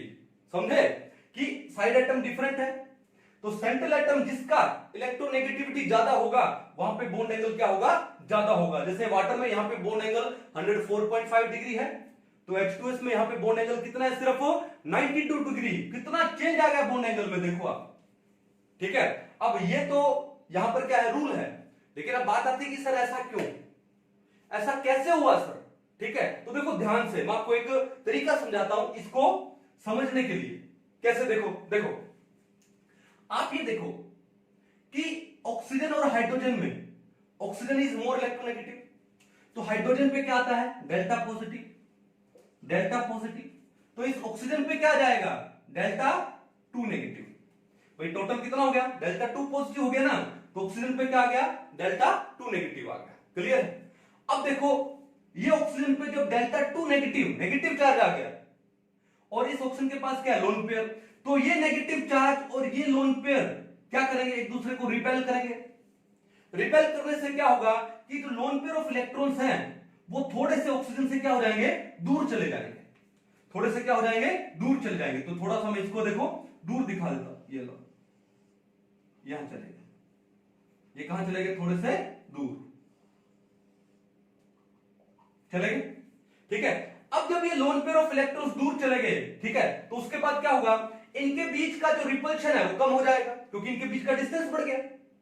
तो इनके बीच का अगर रिपल्शन, लोन पेयर और लोन पेयर के बीच का रिपल्शन कम हो जाएगा, तो अगर ये रिपल्शन कम हो गया तो फिर ये बॉन्ड एंगल क्या हो जाएगा, बढ़ जाएगा। कहानी समझ आ रही है? दोबारा से बता दूं, ये हाइड्रोजन डेल्टा पॉजिटिव, ठीक है, व्हाई, क्योंकि ऑक्सीजन और हाइड्रोजन की इलेक्ट्रोनेगेटिविटी में डिफरेंस है। डायपोल मोमेंट पढ़ा था ना आप लोगों ने, तो इलेक्ट्रॉन क्लाउड कहां पर शिफ्ट हो जाएगा ज्यादा, ऑक्सीजन के टुवर्ड्स। तो एक हाइड्रोजन पे डेल्टा पॉजिटिव तो दो पे हुआ डेल्टा टू पॉजिटिव, तो ऑक्सीजन पे आ गया डेल्टा टू नेगेटिव, यानी ये जो बॉन्ड पेयर ऑफ इलेक्ट्रॉन्स हैं वो ज्यादा कहां पर चले गए, ऑक्सीजन के टुवर्ड्स चले गए, ज्यादा कहां चले गए, ऑक्सीजन के टुवर्ड्स। ये बात समझ गए? तो क्या हुआ कि अब ये जो इलेक्ट्रॉन्स है बॉन्ड पेयर वाले ऑक्सीजन के टुवर्ड्स ज्यादा चले गए, तो इन इलेक्ट्रॉन में और इन लोन पेयर ऑफ इलेक्ट्रॉन्स में क्या हो जाएगा, रिपल्शन होगा। और रिपल्शन होने से क्या होगा कि जो लोन पेयर ऑफ इलेक्ट्रॉन्स है वो इस ऑक्सीजन से थोड़ा सा दूर चले जाएंगे। अब दूर जाने के बाद क्या होगा कि इनके बीच का वो क्या, रिपल्शन वो कम हो जाएगा, क्योंकि डिस्टेंस अगर बढ़ गया तो रिपल्शन घट गया, ठीक है। अगर इन लोन पेयर ऑफ इलेक्ट्रॉन्स का रिपल्शन कम हो गया तो ये जो बॉन्ड पेयर ऑफ इलेक्ट्रॉन्स हैं इनका जो बॉन्ड एंगल क्या हो गया, बढ़ गया। अगर रिपल्शन इनका लोन पेयर का रिपल्शन कम हो गया तो इन बॉन्ड पेयर का जो एंगल है वो बढ़ गया, इंक्रीज हो गया। तभी यहां पे एंगल होता है कितना, 104.5 डिग्री। क्लियर है? अब देखो ये है हाइड्रोजन, ये है सल्फर, लेकिन अब हाइड्रोजन और सल्फर की इलेक्ट्रोनेगेटिविटी में ज्यादा डिफरेंस नहीं है, ठीक है, जितना ऑक्सीजन और हाइड्रोजन में था। तो ज्यादा डिफरेंस नहीं है तो क्या होगा, तो ये जो बॉन्ड पेयर ऑफ इलेक्ट्रॉन्स है वो ज्यादा सल्फर की ओर नहीं जा पाएंगे। अब ज्यादा सल्फर की ओर नहीं जा पाएंगे तो यहां पर ये जो सल्फर पे जो टू नेगेटिव आने वाला था, डेल्टा टू नेगेटिव, वो इतना नहीं आ पाएगा, वो नहीं आ पाएगा। तो सल्फर में और यहां के दो लोन पेयर में रिपल्शन नहीं होगा, रिपल्शन नहीं होगा तो ये जो लोन पेयर है वो दूर नहीं जाएंगे, यानी वो सल्फर के क्लोज रहेंगे। अगर ये लोन पेयर सल्फर के पास में रहे, क्लोज में रहे, तो इनके बीच में रिपल्शन क्या होगा, यानी लोन पेयर पास में हो गए ना, तो उनके बीच में रिपल्शन क्या हो जाएगा, लोन पेयर्स में बढ़ जाएगा। अब लोन पेयर में अगर रिपल्शन बढ़ गया तो ये जो बॉन्ड पेयर उनका एंगल क्या हो जाएगा, कम हो जाएगा। अगर ये लोन पेयर रिपल्शन बढ़ गया तो ये जो एंगल है वो क्या हो गया, घट गया, ठीक है। बताया था ना आप लोगों को, ये तो बताया था। देखो ध्यान से, ये दो लोन पेयर है, अगर उनमें रिपल्शन बढ़ा तो देखो नीचे बॉन्ड पेयर क्या हो गया, घटा। तो H2S में यहां पर बॉन्ड एंगल कितना हो जाता है, 92 डिग्री हो जाता है।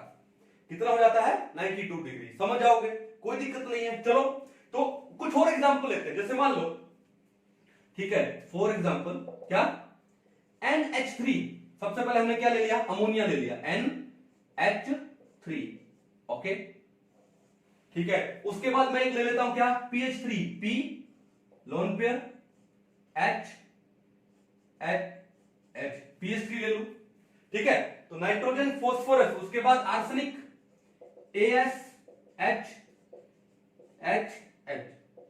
हमने क्या ले लिया, ASH3 ले लिया। देखो डिफरेंट मॉलिक्यूल्स ले रहे हैं, लेकिन उनके जो साइड एटम्स है वो देखो क्या है, सेम है। सेंट्रल एटम क्या है, डिफरेंट है, ठीक है। अब आर्सेनिक के बाद में क्या ले लूं, एंटीमनी, SbH3, और एंटीमनी के बाद में क्या ले लूं, बिस्मथ, Sb पे एक लोन पेयर लगा दो, फिर क्या ले लूं, बिस्मथ, BiH3, बिस्मथीन बोलते हैं इसको, ये एक लोन पेयर, ठीक है। इतनी बात समझ आ गई। अब बात ये है, हमने क्या देखा, डिफरेंट मॉलिक्यूल्स है, नाइट्रोजन फैमिली के हाइड्राइड्स है, ठीक है। तो लेकिन जो साइड एटम है वो क्या है, सेम है, हाइड्रोजन, ओके। सेंट्रल एटम के पास, सबके पास एक एक लोन पेयर है, तो वहां भी कोई दिक्कत नहीं। तो क्या बोला कि अगर डिफरेंट मॉलिक्यूल्स हो बट साइड एटम सेम हो, ठीक है, तो जितना ज्यादा इलेक्ट्रोनेगेटिविटी डिफरेंस होगा सेंट्रल एटम में और साइड एटम में, उतना ही बॉन्ड एंगल क्या होता है, ज्यादा होता है। अब देखो नाइट्रोजन, फोस्फोरस, आर्सेनिक, एंटीमनी और बिस्मथ, इनमें सबसे ज्यादा इलेक्ट्रोनेगेटिविटी किसका, नाइट्रोजन का। तो यहां पे नाइट्रोजन और हाइड्रोजन की इलेक्ट्रोनेगेटिविटी का डिफरेंस ज्यादा हो जाएगा। तो यहां पर NH3 में जो बॉन्ड एंगल है वो कितना है, 107 डिग्री। कितना है, 107 डिग्री। और जो PH3 है वहां पे बॉन्ड एंगल हो जाता है 92.8 डिग्री। कितना होता है, 92.8। अब ASH3 में बॉन्ड एंगल होता है 92 डिग्री, SBH3 में बॉन्ड एंगल होता है 91 डिग्री, और BiH3 में जो बॉन्ड एंगल है वो कितना होता है, 90 डिग्री होता है। तो देखा आपने कि सेंट्रल एटम का इलेक्ट्रोनेगेटिविटी कम हो रहा है तो उनका बॉन्ड एंगल भी क्या हो रहा है, कम हो रहा है। अब इसका सेम रीजन देखो ध्यान से, रीजन क्या है कि nitrogen is very much electronegative than hydrogen. तो हाइड्रोजन पे आ जाएगा delta positive, delta positive, delta positive. तो इस नाइट्रोजन पे क्या आ गया, डेल्टा 3 नेगेटिव। इसका मतलब ये जो बॉन्डेड पेयर ऑफ इलेक्ट्रॉन्स हैं they are more towards this nitrogen. अब जो बॉन्डेड पेयर ऑफ इलेक्ट्रॉन्स का जो इलेक्ट्रॉन क्लाउड नाइट्रोजन की तरफ ज्यादा है, डेल्टा 3 नेगेटिव हो गया ना, तो इस इलेक्ट्रॉन क्लाउड में और इस लोन पेयर में क्या होगा, रिपल्शन होगा। रिपल्शन होने से ये जो लोन पेयर है वो नाइट्रोजन से थोड़ा सा क्या चला जाएगा, दूर चला जाएगा। ठीक है, जब लोन पेयर नाइट्रोजन से थोड़ा सा दूर चला गया तो फिर ये जो बॉन्ड पेयर्स हैं तो इनका जो बॉन्ड एंगल वो थोड़ा सा क्या हो जाएगा, बढ़ जाएगा। क्यों, जब लोन पेयर दूर चला गया तो लोन पेयर बॉन्ड पेयर का रिपल्शन कम हो गया। तो लोन पेयर बॉन्ड पेयर का रिपल्शन कम हो गया तो किसका रिपल्शन बढ़ जाएगा, बॉन्ड पेयर का। वो बढ़ने से बॉन्ड एंगल क्या हो गया, ज्यादा हो गया। अब सिमिलरली देखो यहां पर मैं आ जाता हूं बिस्मथीन में। अब बिस्मथीन में बिस्मथ का जो इलेक्ट्रोनेगेटिविटी है इनमें सबसे कम है। अब सबसे कम है तो ये जो बॉन्ड पेयर ऑफ इलेक्ट्रॉन्स है वो बिस्मथ की ओर ज्यादा नहीं होंगे। ज्यादा नहीं होंगे तो उस इलेक्ट्रॉन क्लाउड में, इस बॉन्ड पेयर ऑफ इलेक्ट्रॉन्स का इलेक्ट्रॉन क्लाउड में और इस लोन पेयर में रिपल्शन नहीं होगा। तो ये जो लोन पेयर है ज्यादा कहां पे रहेगा, बिस्मथ के पास रहेगा। बिस्मथ के पास रहेगा तो इसका मतलब इस लोन पेयर में और इस बॉन्ड पेयर में रिपल्शन क्या होगा, ज्यादा होगा। रिपल्शन ज्यादा होने से तो जो बॉन्ड पेयर और बॉन्ड पेयर का जो एंगल है वो क्या हो जाएगा, कम हो जाएगा। कहानी समझ आ गई। तो इसलिए इनके जो एंगल है उसका ऑर्डर ये है। अब आपसे एग्जाम में ये एंगल नहीं पूछेंगे कि भैया बताओ BiH3 का एंगल कितना है, SbH3 का एंगल कितना है। ये तो मैंने आपकी नॉलेज के लिए यहां पे बता दिया। आपसे क्या पूछा जाएगा, ऑर्डर पूछा जाएगा बॉन्ड एंगल का।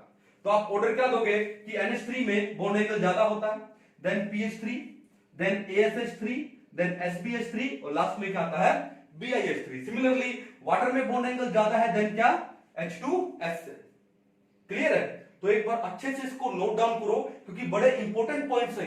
ठीक है, और कुछ एक एग्जांपल लेके हम लोग डिस्कस करेंगे, पहले इसको नोट डाउन कीजिए।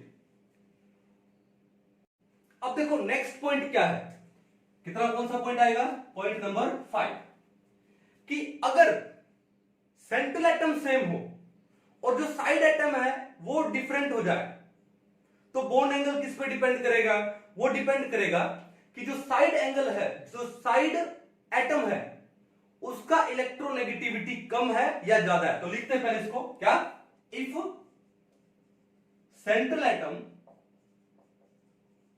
Is same, if central atom is same but side atom is different, ठीक है। तो बॉन्ड एंगल डिक्रीज होता है with increase in electronegativity, then bond angle decreases with increase in electronegativity of side atom. क्या बोल रहा हूं कि अगर सेंट्रल एटम सेम हो और साइड एटम डिफरेंट हो तो अगर साइड एटम का इलेक्ट्रोनेगेटिविटी इंक्रीज होगा तो जो बॉन्ड एंगल है वो क्या हो जाएगा, डिक्रीज हो जाएगा। एग्जांपल है, बिना एग्जांपल के मजा नहीं आता है। एग्जांपल क्या है, तो सबसे पहले देखो NH3, सबसे क्या लूं, NH3। तो आपने देखा NH3 में बॉन्ड एंगल थीटा कितना होता है, 107 डिग्री होता है। NH3 में थीटा कितना है, 107 डिग्री। फिर एक एग्जांपल लेता हूं मैं, क्या, NF3, NF3, ठीक है। अब देखो कि NF3 में जो थीटा है वो कितना होता है, 102 डिग्री। कितना है, 102 डिग्री। आपने देखा कि सेंट्रल एटम क्या है, सेम, यही तो बात हो रही है। If central atom is same, central atom same है नाइट्रोजन, लेकिन जो साइड एटम है वो क्या हो गए, डिफरेंट हो गए। यहां पर हाइड्रोजन हो गया और यहां पे साइड एटम कौन हो गया, फ्लोरीन। तो जिसका साइड एटम का इलेक्ट्रोनेगेटिविटी ज्यादा होगा, हाइड्रोजन और फ्लोरीन के कंपैरेटिवली फ्लोरीन का इलेक्ट्रोनेगेटिविटी क्या है, ज्यादा है, तो बॉन्ड एंगल क्या हो गया, यहां पे देखो कम हो गया, तो बॉन्ड एंगल डिक्रीजेस। क्लियर है। अब देखो सेम कॉन्सेप्ट में जाते हैं, कैसे हुआ सर ये ऐसा हुआ, नाइट्रोजन और हाइड्रोजन में किसका इलेक्ट्रोनेगेटिविटी ज्यादा, नाइट्रोजन का। तो मैं लिख दूं यहां पे हाइड्रोजन पे delta positive, delta positive, delta positive, तो नाइट्रोजन पे क्या आ गया, डेल्टा 3 नेगेटिव। क्लियर है। अब डेल्टा 3 नेगेटिव आ गया, इसका मतलब ये जो बॉन्ड पेयर ऑफ इलेक्ट्रॉन्स थे, इनका जो इलेक्ट्रॉन क्लाउड है that is less towards hydrogen and more towards nitrogen. अब बॉन्ड पेयर का इलेक्ट्रॉन क्लाउड नाइट्रोजन की तरफ ज्यादा है, तो इन बॉन्ड पेयर के इलेक्ट्रॉन क्लाउड में और इस लोन पेयर में क्या होगा, रिपल्शन होगा due to the same charge. अब रिपल्शन होने से क्या होगा कि जो लोन पेयर है ये नाइट्रोजन से थोड़ा सा क्या चला जाएगा, दूर चला जाएगा। अब जब लोन पेयर दूर चला गया तो लोन पेयर और बॉन्ड पेयर में रिपल्शन क्या हो गया, कम हो गया, और उसका बेनिफिट उठा लिया किसने, इन बॉन्ड पेयर ने, और बॉन्ड पेयर के बीच में रिपल्शन उससे क्या हो गया, बढ़ गया, तो एंगल कितना हो गया, 107 डिग्री। अब यही कहानी यहां लेके आते हैं। यहां पर देखो नाइट्रोजन और फ्लोरीन में किसका इलेक्ट्रोनेगेटिविटी ज्यादा है, ऑब्वियसली फ्लोरीन का ज्यादा, ठीक है। तो इलेक्ट्रॉन क्लाउड ज्यादा किसकी ओर होगा, फ्लोरीन की ओर होगा, ज्यादा किसकी ओर होगा, फ्लोरीन की ओर। चलो मैं लिखूं यहां पे delta negative, delta negative, delta negative, तो यहां पे नाइट्रोजन पे क्या जाएगा, डेल्टा 3 पॉजिटिव। क्लियर बात है ये। अब जब नाइट्रोजन पे डेल्टा 3 पॉजिटिव आ गया तो जो लोन पेयर है वो कहां जाएगा, नाइट्रोजन के क्लोज आ जाएगा। जब ये लोन पेयर नाइट्रोजन के क्लोज आ गया तो उससे क्या होगा कि ये लोन पेयर और बॉन्ड पेयर इनके बीच का डिस्टेंस कम हो गया, तो लोन पेयर और बॉन्ड पेयर में रिपल्शन क्या हो जाएगा, बढ़ जाएगा। लोन पेयर बॉन्ड पेयर का रिपल्शन क्या हो जाएगा, बढ़ जाएगा। उससे क्या होगा कि जो बॉन्ड पेयर्स हैं ये एक दूसरे के क्या आएंगे, क्लोज आएंगे, और उससे उनका जो एंगल है वो क्या हो जाएगा, कम हो जाएगा। तभी यहां पर एंगल कितना रह गया, सिर्फ 102 डिग्री रह गया। आया कॉन्सेप्ट समझ में। चलो अब कुछ और एग्जांपल लेते हैं। जैसे मान लो हमने क्या ले लिया, वाटर ले लिया, OH, ठीक है, और वाटर में हमको पता है कि जो बॉन्ड एंगल है कितना होता है, 104.5 डिग्री होता है, ठीक है। हमको क्या लेना है, सेंट्रल एटम सेम, और साइड एटम क्या लेना है, डिफरेंट लेना है। तो मैंने एक एग्जांपल और लिया, क्या, OF2, क्या ले लिया, OF2, ऑक्सीजन डाइफ्लोराइड, ठीक है। अब देखो सेंट्रल एटम दोनों में क्या है, ऑक्सीजन है, लेकिन जो साइड एटम है वो क्या है, डिफरेंट है। अब यहां पर OF2 में जो थीटा है, OF2 में जो थीटा है वो कितना होता है, वो होता है 103 डिग्री। कितना होता है, 103 डिग्री होता है। चलो एक एग्जांपल और लेते हैं। सेंट्रल एटम सेम, वही ऑक्सीजन ले रहा हूं, लेकिन साइड एटम मैंने क्या ले लिया, क्लोरीन ले लिया, और ऑक्सीजन के पास, सेंट्रल एटम के पास दो लोन पेयर। अब यहां पे जो एंगल है वो होता है 110.9 डिग्री, 110.9 डिग्री, यानी अप्रोक्सीमेटली कितना हो गया, 111 डिग्री हो गया। अब उसके बाद एक एग्जांपल और ले लो, यहां पे OBr, यानी OBr2, यहां पर भी एंगल होगा थीटा। अब क्वेश्चन ये है, देखो क्वेश्चन ये है, मैंने आपके सामने 4 एग्जांपल लिखे हैं, और चारों एग्जांपल में मैंने 3 के तो एंगल आपको दे दिए। अब चौथा एंगल मैंने आपको दिया नहीं, तो बताओ ये थीटा है, इन तीनों से कम होगा या इन तीनों से ज्यादा होगा, दिमाग पे जोर लगा के सोचिए, ठीक है। तो कॉन्सेप्ट में जाते हैं। कॉन्सेप्ट क्या बोला कि सेंट्रल एटम सेम है, बताओ सेंट्रल एटम सब में सेम है, लेकिन साइड एटम सब में क्या है, डिफरेंट है। तो बॉन्ड एंगल कहां ज्यादा होगा, जहां पे साइड एटम का इलेक्ट्रोनेगेटिविटी ज्यादा होगा, ठीक है। बॉन्ड एंगल वहां पे कम होगा जहां पे साइड एटम का इलेक्ट्रोनेगेटिविटी ज्यादा होगा, ये तो लिखा ना। Then bond angle decreases with increase in electronegativity of side atom. Clear है? अब देखो इन चारों एग्जांपल में मेरे को यहां पर साइड एटम का इलेक्ट्रोनेगेटिविटी सबसे ज्यादा दिखाई दे रहा है, फ्लोरीन का। ठीक है ना? ये फ्लोरीन की इलेक्ट्रोनेगेटिविटी क्लोरीन से ज्यादा, क्लोरीन की ब्रोमीन से ज्यादा, और ब्रोमीन की किससे ज्यादा? हाइड्रोजन से ज्यादा।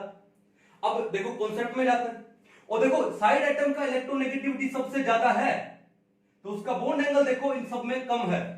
तो यहां पे भी 104.5 है, यहां पे 110.9 डिग्री है, और भैया वहां तो एंगल और भी ज्यादा हो जाएगा, लेकिन यहां पर एंगल सबसे कम है इन चारों में। ठीक है? अब देखो इसका रीजन क्या है। फ्लोरीन ज्यादा इलेक्ट्रोनेगेटिव है तो क्या लिख दूं? Delta negative, delta negative. तो ऑक्सीजन पे क्या आ गया? Delta 2 positive. क्या आ गया? Delta 2 positive. अब जब ऑक्सीजन पे पॉजिटिव आ गया तो इसका मतलब ये जो लोन पेयर ऑफ इलेक्ट्रॉन्स है अब ऑक्सीजन के ज्यादा क्लोज हो जाएंगे। ठीक है? अब जब ये लोन पेयर ऑफ इलेक्ट्रॉन्स ज्यादा क्लोज हो गए तो उनके अंदर रिपल्शन बढ़ेगा। रिपल्शन बढ़ने से लोन पेयर में रिपल्शन बढ़ेगा तो ये जो बॉन्ड पेयर क्या आएंगे? क्लोज आएंगे, और क्लोज आएंगे तो एंगल क्या हो जाएगा? कम हो जाएगा। क्लियर है? अब फ्लोरीन के बाद फ्लोरीन से कम इलेक्ट्रोनेगेटिविटी किसका है? क्लोरीन का। अब तो ये तो कॉन्सेप्ट समझ गए होंगे ना? अब मुझे बताओ ऑक्सीजन और क्लोरीन में किसका इलेक्ट्रोनेगेटिविटी ज्यादा? किसका? ऑक्सीजन का। ट्रिक क्या बताया था आपको? फोकल नंबर्स FOCl NbRs बताया कि नहीं बताया? ऑक्सीजन में और क्लोरीन में किसका इलेक्ट्रोनेगेटिविटी ज्यादा है? ऑक्सीजन का ज्यादा है। तो ऑक्सीजन का ज्यादा है तो मैं क्या लगाऊं यहां पे? क्लोरीन पे एक बार हल्का सा डेल्टा पॉजिटिव, यहां भी डेल्टा पॉजिटिव, और ऑक्सीजन पे क्या लगा दूं? Delta 2 negative. क्लियर है? अब देखो ये जो बॉन्ड पेयर ऑफ इलेक्ट्रॉन्स हैं ये इनका इलेक्ट्रॉन क्लाउड ज्यादा किसकी ओर है? ऑक्सीजन की ओर, तभी तो डेल्टा 2 नेगेटिव आया। तो इन बॉन्ड पेयर ऑफ इलेक्ट्रॉन्स के इलेक्ट्रॉन क्लाउड में और इन लोन पेयर्स में due to the same charge repulsion होगा। रिपल्शन होगा तो क्या होगा कि जो लोन पेयर्स हैं वो ऑक्सीजन से थोड़े से दूर चले जाएंगे। ऑक्सीजन से थोड़े से क्या हो गए? दूर चले गए। अब जब दूर चले जाएंगे तो उनके बीच का रिपल्शन कम हो जाएगा। अगर लोन पेयर का रिपल्शन कम हो गया तो इसका मतलब यहां पे अब बॉन्ड पेयर का रिपल्शन बढ़ जाएगा। ये बढ़ने से एंगल भी क्या हो गया? बढ़ गया। तभी तो देखो OCl2 में एंगल ज्यादा है एज कंपेयर टू OF2। अब सिमिलरली वहां पर आते हैं। अब देखो यहां पे तो ब्रोमीन है, और ब्रोमीन का तो इलेक्ट्रोनेगेटिविटी क्लोरीन से भी कम है। ठीक है? अब क्लोरीन से कम है तो यहां पर ब्रोमीन के ऊपर डेल्टा पॉजिटिव क्या आने वाला है? ज्यादा आने वाला है। अगर ब्रोमीन पे डेल्टा पॉजिटिव ज्यादा आने वाला है यानी ब्रोमीन में और ऑक्सीजन की इलेक्ट्रोनेगेटिविटी डिफरेंस ज्यादा होगा ना as compare to the oxygen and chlorine. देखो ज्यादा इलेक्ट्रोनेगेटिव डिफरेंस है तो ब्रोमीन पे डेल्टा पॉजिटिव ज्यादा आएगा, तो ऑक्सीजन पे डेल्टा 2 नेगेटिव ये भी ज्यादा आएगा। इसका मतलब इस बॉन्ड पेयर की जो इलेक्ट्रॉन क्लाउड्स है वो ज्यादा किसकी ओर रहने वाले हैं? ऑक्सीजन की ओर।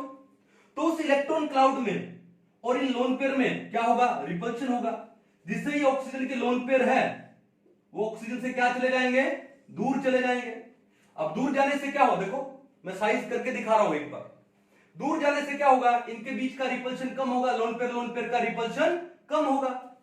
अगर लोन पेयर का रिपल्शन कम हुआ तो यहां पर इन बॉन्ड पेयर का रिपल्शन बढ़ जाएगा, और इतना बढ़ जाएगा कि जो थीटा है ये इससे भी ज्यादा होने वाला है। तो मैं यहां लिख दूं कि theta is greater than 110.9 degree, यानी OPR2 का जो एंगल है वो OCl2 के एंगल से भी ज्यादा होता है। कहानी समझ आ रही है? चलो अब आते हैं वाटर के ऊपर। वाटर में क्या था भाई? यहां पर ऑक्सीजन और हाइड्रोजन में किसका इलेक्ट्रोनेगेटिविटी ज्यादा? ऑक्सीजन का।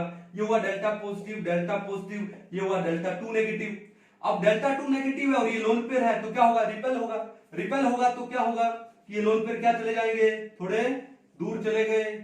अब लोन पेयर दूर चले गए तो उनके बीच का रिपल्शन कम हो गया।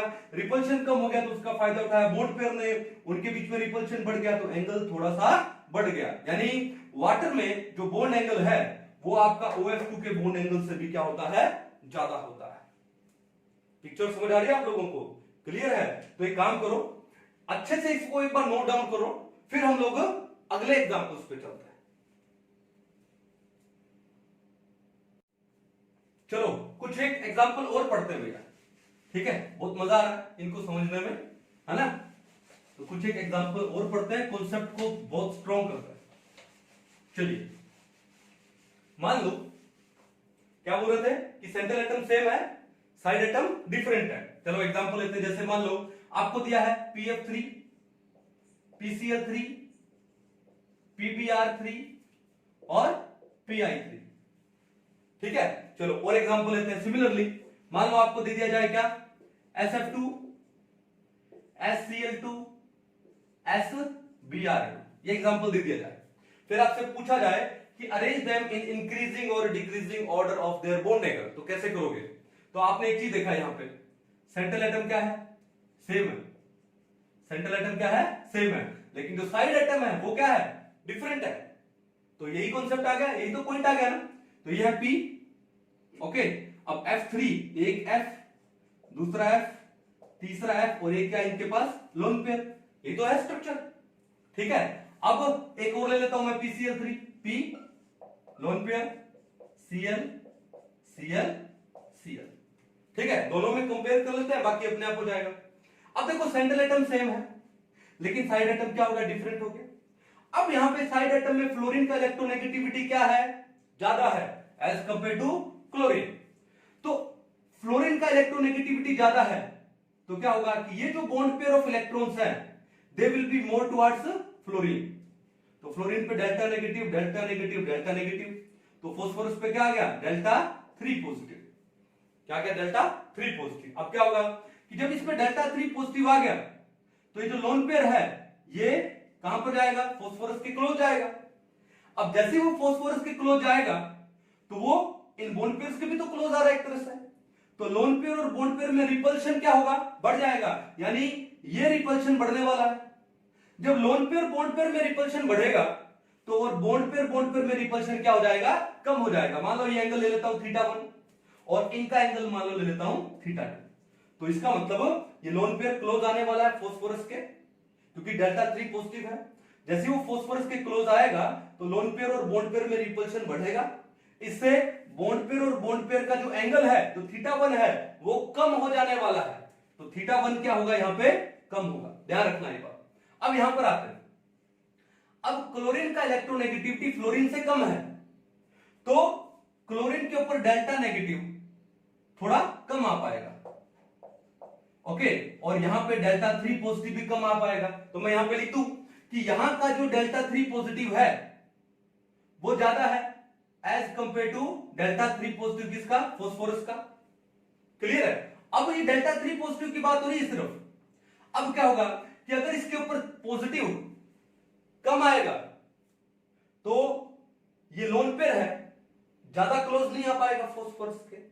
अगर ये लोन पेयर ज्यादा क्लोज नहीं आ पाया फास्फोरस के तो लोन पेयर और बॉन्ड पेयर में ज्यादा रिपल्शन नहीं होगा।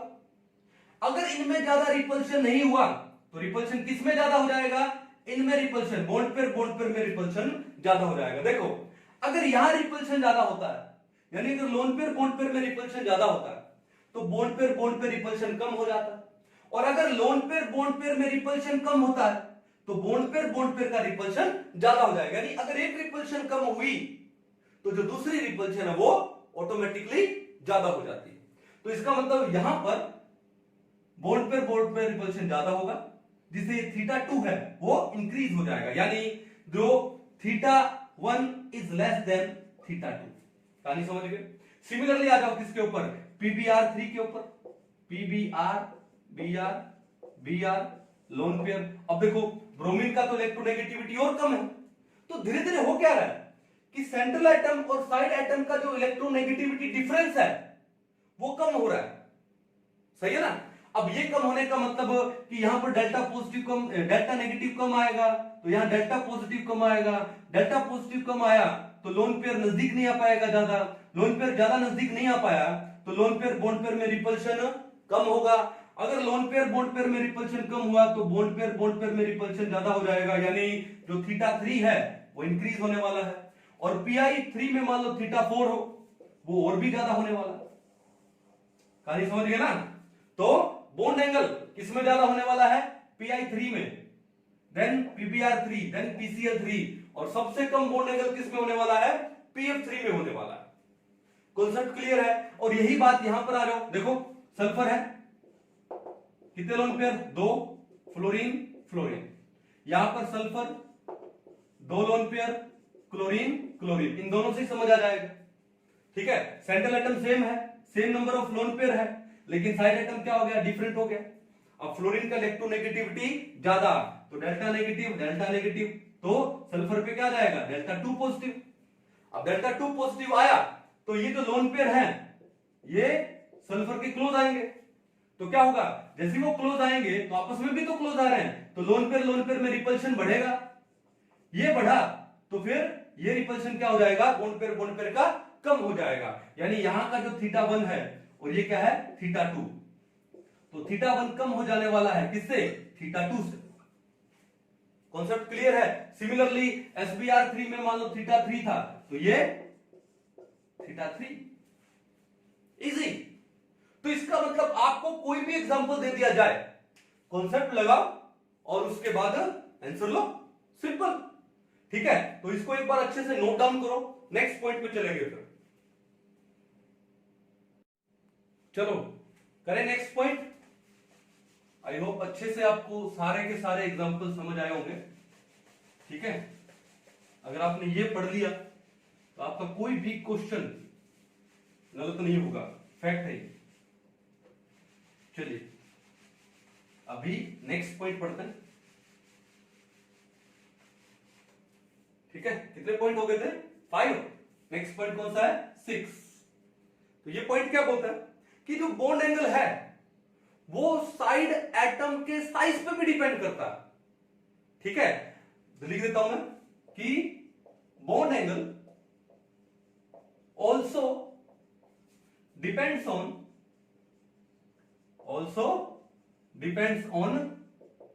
Size of side atom. अगर साइड एटम का साइज ज्यादा होगा तो बॉन्ड एंगल भी ज्यादा होगा। ठीक है, means bond angle increases with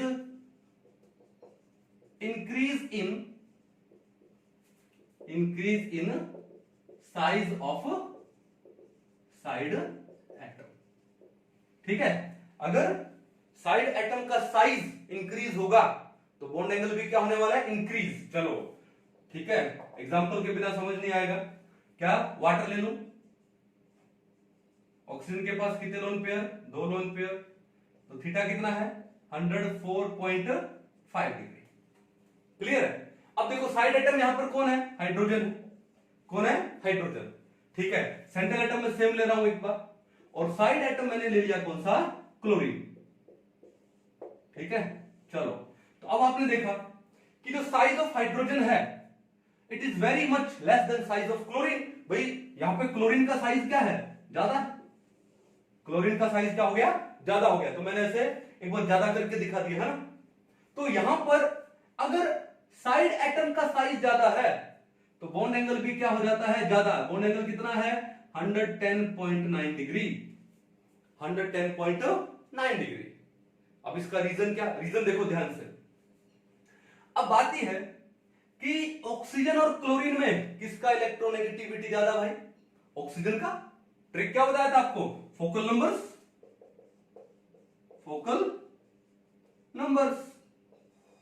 ठीक है, ऑक्सीजन का इलेक्ट्रोनेगेटिविटी क्लोरीन से क्या है, ज्यादा है। अगर ऑक्सीजन का इलेक्ट्रोनेगेटिविटी ज्यादा है तो ये जो बॉन्ड पेयर ऑफ इलेक्ट्रॉन्स हैं they are more towards oxygen. एक बार मैं लगा दूं क्लोरीन पे, क्या, डेल्टा पॉजिटिव, ऑक्सीजन पे क्या हो गया, डेल्टा 2 नेगेटिव। ठीक है, तो क्या होगा कि जो डेल्टा 2 नेगेटिव है यहां और इन लोन पेयर में रिपल्शन बढ़ेगा। अब ये डेल्टा 2 नेगेटिव क्या है, ये इलेक्ट्रॉन क्लाउड है इस OCl बॉन्ड का। ठीक है, तो इस OCl बॉन्ड के इलेक्ट्रॉन क्लाउड में जो कि ऑक्सीजन के टुवर्ड्स ज्यादा है और इन लोन पेयर में रिपल्शन क्या होगा, ज्यादा होगा।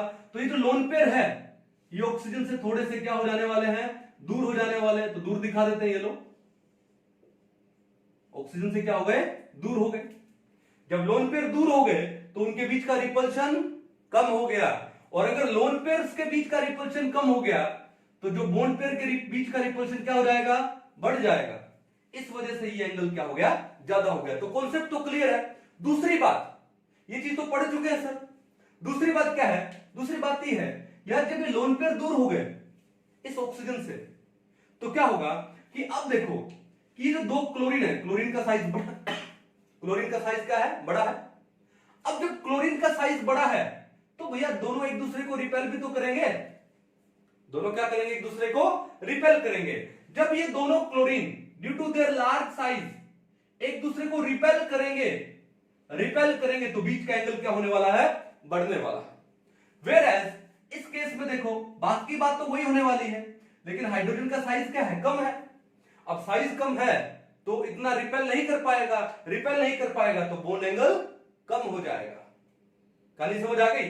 सिमिलरली आप यहां पर क्या ले लेते हैं, OBr2 ले लेते हैं या Br2 ले लेते हैं, ठीक है। अब ब्रोमीन का साइज तो और भी बड़ा, ठीक है, ब्रोमीन का साइज और भी बड़ा है, तो यहां पे रिपल्शन क्या होगा, और भी ज्यादा होगा। ये जो थीटा है it is greater than 110.9 degree, ये वाले थीटा से, which is greater than 104.5 degree. Concept समझ आ गया। यानी कि बॉन्ड एंगल है वो साइड एटम के साइज के ऊपर भी डिपेंड करता है। अगर साइड एटम का साइज ज्यादा होगा तो बॉन्ड एंगल भी क्या होने वाला है, ज्यादा होने वाला है।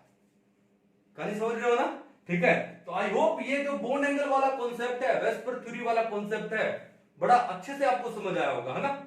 एक काम करते हैं, कुछ एक क्वेश्चन सोल्व करते हैं हम लोग, ठीक है। तब तक आप एक बार इसको नोट डाउन करो। अभी देखो पहला क्वेश्चन क्या है आपके सामने, according to VSEPR theory the most probable shape of the molecule having 4 electron pairs, कितने इलेक्ट्रॉन पेयर्स हैं, 4, in the outer shell of the central atom.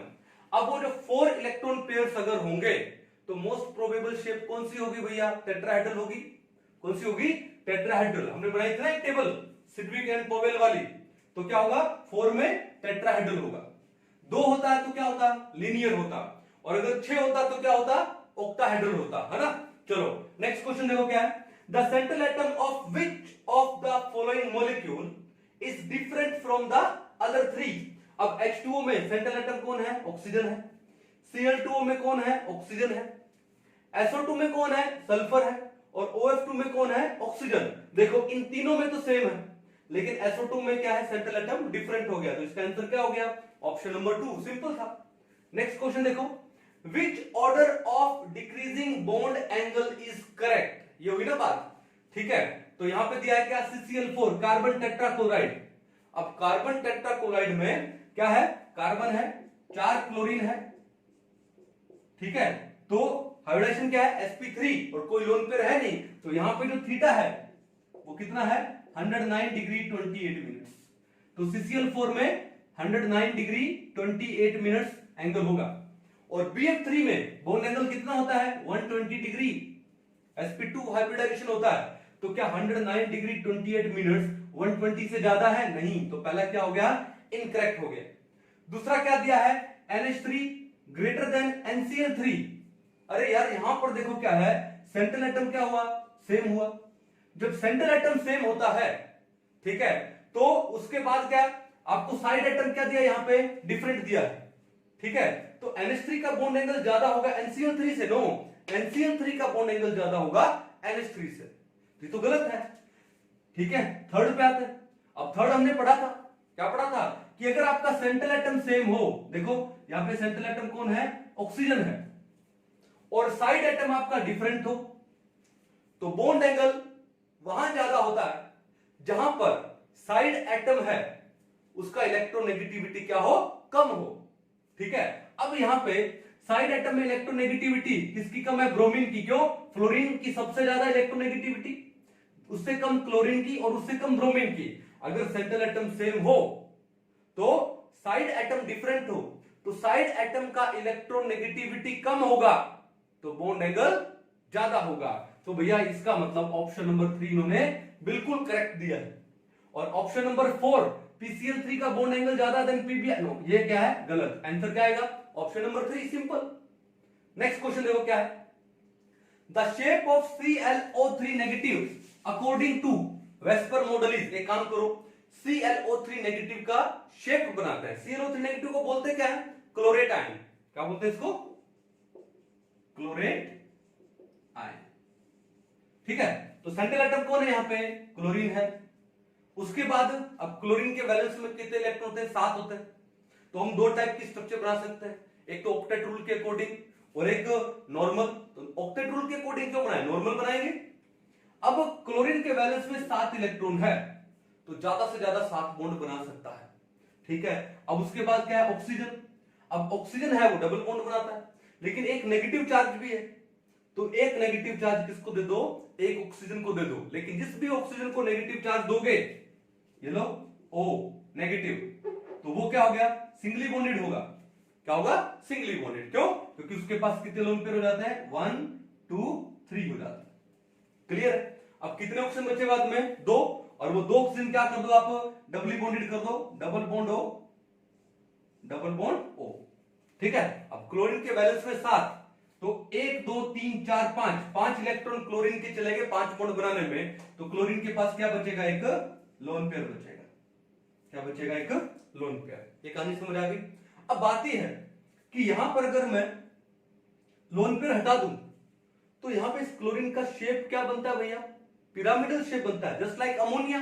Ammonia में भी तो ऐसा होता है ना कि N हुआ, H हुआ, H और एक लोन पेयर। तो अमोनिया का शेप भी क्या होता है, लोन पेयर।